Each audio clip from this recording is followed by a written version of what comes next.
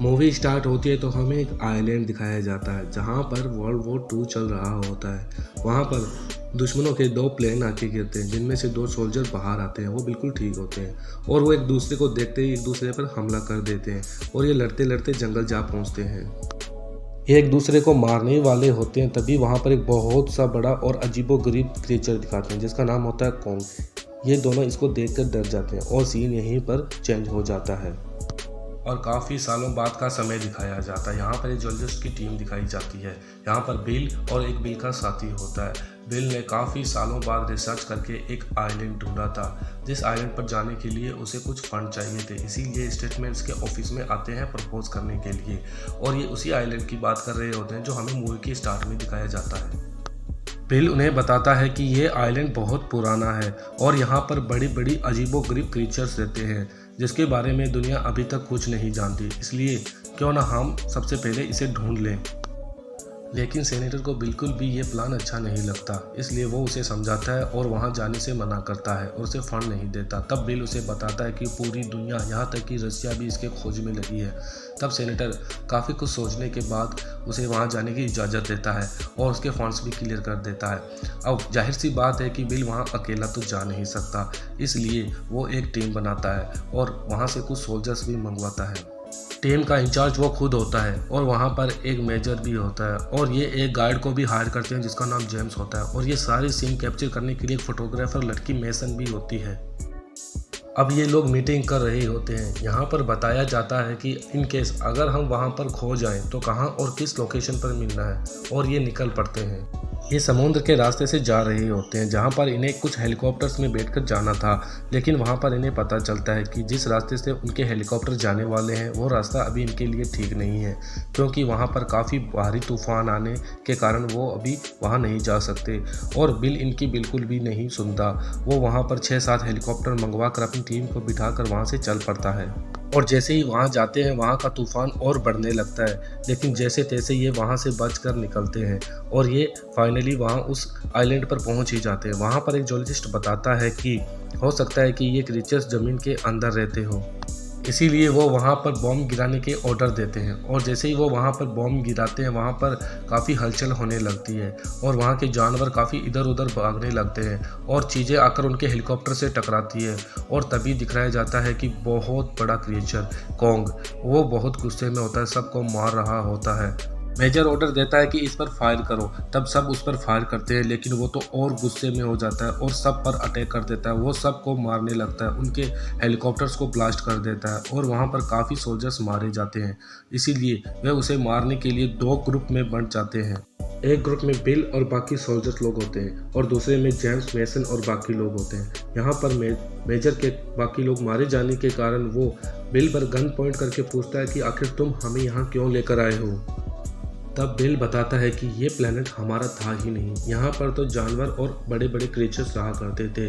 जब मैं एक बार बोट में जा रहा था तब एक बड़े से क्रीचर ने हम पे हमला कर दिया था और मेरे अलावा बाकी सारे लोग मारे गए थे और जब मैंने ये बात सबको बताई तो किसी ने मेरे ऊपर यकीन नहीं किया था। इसीलिए मैंने 30 साल तक यहाँ पर रिसर्च किया और मैंने ये ठान लिया कि मैं सबको बताऊँगा कि अभी भी वो क्रीचर्स यहाँ पर रहते हैं। बिल मेजर को बताता है कि जल्द ही ये बड़े बड़े क्रीचर्स पूरी दुनिया पर अपना कब्जा जमा लेंगे, इसलिए इनसे पहले हमें इन्हें अपने कंट्रोल में ले लेना चाहिए ताकि आने वाला भविष्य सबके लिए अच्छा हो। और यहाँ पर दिखाया जाता है कि एक सोल्जर जो गुम हो चुका था, मेजर अपनी टीम के साथ उसे ढूंढने के लिए निकल पड़ता है। यहाँ पर वो देखते हैं कि एक सोल्जर्स के मुंह में एक बैम्बू घुस जाता है और वहीं पर उसकी मौत हो जाती है और वो जब वे ऊपर देखते हैं तो एक बड़ी सी मकड़ी ने उन बैम्बूज के बीच में अपना घर बनाया होता है। मेजर उस पर फायर करके उस मकड़ी को मार देता है और यहाँ पर दिखाया जाता है कि ये जंगल अजीबोगरीब बड़े बड़े क्रीचर से भरा पड़ा होता है। अब दूसरी तरफ उस सोल्जर को दिखाया जाता है जो कि खो चुका था। वो पानी पीने के लिए नदी के पास जाता है लेकिन वहाँ पर तो कॉन्ग होता है जो कि खुद पानी पीने के लिए वहाँ पर आया होता है। जब कॉन्ग वहाँ पर पानी पी रहा होता है तब एक बड़े से ऑक्टोपस ने कॉन्ग पर हमला कर दिया होता है। उल्टा कॉन्ग उसे मार देता है और उसे खाने लगता है। ये सब कुछ देखकर वो सोल्जर डर जाता है। अब दूसरी तरफ हमें जेम्स की टीम को दिखाया जाता है जो कि खोए हुए सोल्जर को ढूंढ रहे होते हैं। और जब वो पानी के पास पहुंचते हैं तो वो वहां पर देखते हैं कि बड़ा सा क्रीचर उनके पास आ रहा है। तो वो उन पर फायर करने के लिए तैयार होते हैं, लेकिन जेम्स उसे फायर करने के लिए मना कर देता है। तब वो बिफेलो वहां से बड़ी मासूमियत के साथ वहां से निकल जाता है और वो उन्हें कुछ नहीं करता। आगे जाकर इन्हें कुछ जंगली लोग मिलते हैं और उनके साथ एक ऐसा आदमी भी होता है जो कि इंग्लिश बोल सकता है। और इनफैक्ट ये वही होता है जो मूवी की स्टार्टिंग में हमें दिखाया जाता है। वो उन्हें वहाँ के बारे में बताता है और वो उन्हें वहाँ के कबीले में लेके जाता है। और वो उन्हें बताता है कि काफ़ी साल पहले हम 2 सोल्जर्स यहाँ पर फंस गए थे और तभी से हम यहाँ पर रह रहे हैं। लेकिन कुछ साल पहले उसके दूसरे साथी को एक स्कल क्रॉलर नामक जीव ने उसे मार दिया था। ये अजीबोगरीब जीव जमीन के नीचे रहते हैं और ये कॉन्ग के जानी दुश्मन है। लेकिन तुम लोगों ने जो जमीन के नीचे ब्लास्ट किया है, अब वो जमीन के ऊपर आ चुके हैं।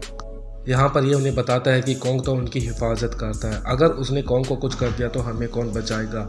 यहाँ पर जेम्स के पास काफ़ी कम समय होता है वहाँ पर जाने के लिए। तब वो बूढ़ा सोल्जर उन्हें कहता है कि पैदल जाने से कुछ नहीं होगा, मैं तुम्हें एक वोट देता हूँ, तुम सब वोट से वहाँ पर चले जाना। और ये वहाँ पर उन्हें वोट के पास लेकर जाता है। उस वोट की कंडीशन कुछ ख़राब होती है, इसलिए वो उसे ठीक करने में जुट जाते हैं। मेसन यहाँ देखती है कि बड़ा सा बफेलो एक हेलीकॉप्टर के नीचे दबा हुआ होता है और वो उसे बचाने की कोशिश करती है, लेकिन वो उस हेलीकॉप्टर को वहाँ पर नहीं हटा पाती। लेकिन तभी वहाँ पर कॉन्ग आ जाता है और उस हेलीकॉप्टर को बड़ी आसानी से उठाकर उस बफेलो की जान बचा लेता है। यहाँ मेसन डर जाती है, लेकिन वो सोचती है कि जो जानवरों के लिए इतना रहमदिल हो सकता है वो कैसे किसी पर हमला करेगा। और दूसरी तरफ हमें वो सोल्जर दिखाया जाता है जो खो चुका था। वो एक जगह बैठकर कुछ सोच रहा होता है, तभी उसे रियलाइज़ होता है वो जहाँ बैठा है वो कोई पेड़ नहीं बल्कि एक क्रिएचर है। वो उसे देखकर डर जाता है और उस पर फायर करने लगता है, लेकिन वो क्रिएचर उसके पीछे कुछ देखकर डर जाता है और वहाँ से चला जाता है। और जब वो सोल्जर पीछे मुड़ के देखता है तो उसके पीछे कोई और नहीं बल्कि एक स्कल क्रॉलर होता है।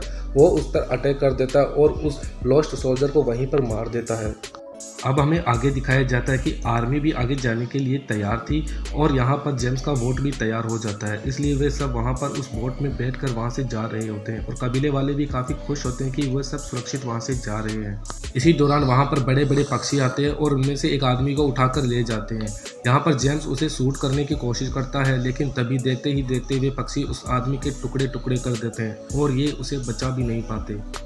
और ये लोग आगे बढ़ते हैं और आगे जाकर ये मेजर की टीम और जेम्स की टीम वापस एक दूसरे से मिल जाते हैं। यहाँ मेजर जेम्स से पूछता है कि मेरे जो खोया हुआ सोल्जर है मुझे उसे ढूंढना होगा और उसे ढूंढने के लिए हमें वेस्ट में जाना होगा। लेकिन वो बूढ़ा सोल्जर उन्हें मना करता है।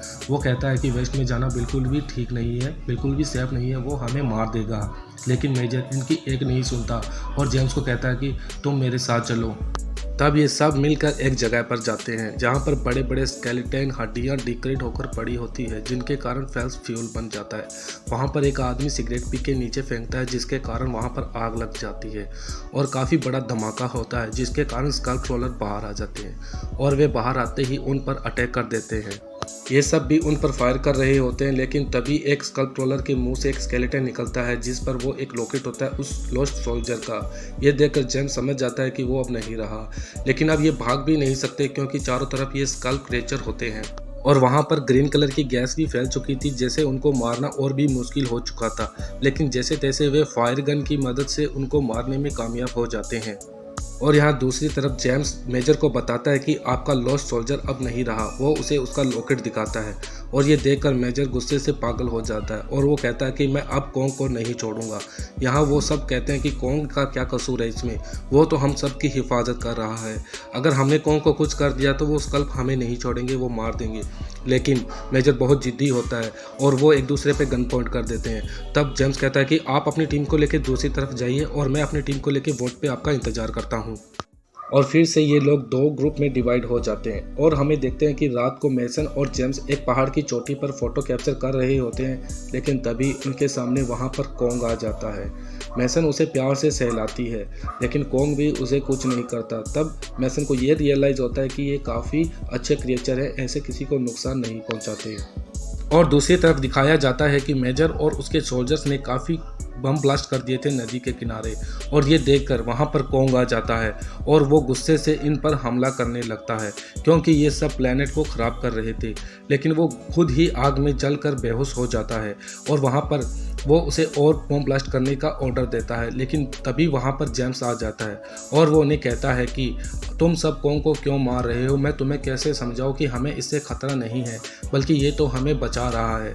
लेकिन मेजर कहता है कि ये धरती हमारी है, ये प्लेनेट अर्थ हमारा है, तब ये जीव क्यों हम पर टॉप रहेंगे, हम ही इनके ऊपर रहेंगे।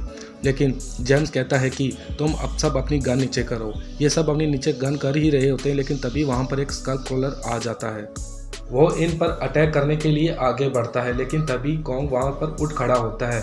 तब मेजर बॉम्ब ब्लास्ट करने का ऑर्डर देता है, लेकिन वो स्कल क्रोलर इनके काफ़ी नज़दीक आ जाता है। लेकिन कॉन्ग उनसे भिड़ जाता है और उनसे फाइट करने लगता है और सभी अपनी जान बचाकर वहाँ से निकलते हैं और लड़ते लड़ते अगले दिन सुबह हो जाती है और बाकी सोल्जर भी उस स्कल क्रोलर पर फायर कर रहे होते हैं। तब वो कॉन्ग को छोड़कर उन सोल्जर्स की तरफ बढ़ता है, लेकिन तभी वहाँ पर कॉन्ग नीचे गिरता है और चेन में फंस जाता है और वहाँ पर एक सोल्जर अपनी जान की कुर्बानी देते हुए अपने शरीर पर काफ़ी सारे बॉम्ब लगाकर उस क्रिएचर के पास जाता है ताकि वो उसे खा ले और उसके पेट में ही बॉम्ब ब्लास्ट होकर वो मारा जाए। लेकिन वो क्रिएचर इतना चालाक होता है, वो उसे खाने के बजाय उसे पूंछ से जोर से धक्का मारकर पहाड़ की तरफ फेंकता है और वो वहीं पर ब्लास्ट हो जाता है और अब वो उन पर अटैक करने के लिए बढ़ता है। तभी कॉन्ग उठ खड़ा होता है और वो एक चेन उसकी तरफ फेंकता है और उसमें फंसा कर उसे अपनी ओर खींचता है और उसे फाइट करने लगता है। यहाँ बेसन फायर करती है ताकि हेलीकॉप्टर्स को पता चले कि वो कहाँ पर है, लेकिन वो खुद ही नदी में गिर जाती है। यहाँ पर कॉन्ग और स्कल क्रोलर के बीच में काफ़ी फाइट होती है। यहाँ कॉन्ग उसे काफ़ी पावर से मारता रहता है और वो उसकी जुबान खींचकर उसे फाइनली मार ही देता है और वो देखता है कि बेसन पानी में डूब रही है। तब वो बेसन को पानी में ढूंढकर उसे बाहर निकालता है और उसकी जान बचाता है और इंसानों के पास उसे छोड़ देता है। इन सब की जान बच जाती है और ये सभी अपने घर की तरफ निकल देते हैं और ये मूवी यहीं पर ख़त्म होती है। अगर आपको ये मूवी पसंद आई तो प्लीज़ वीडियो को लाइक और चैनल को सब्सक्राइब करें।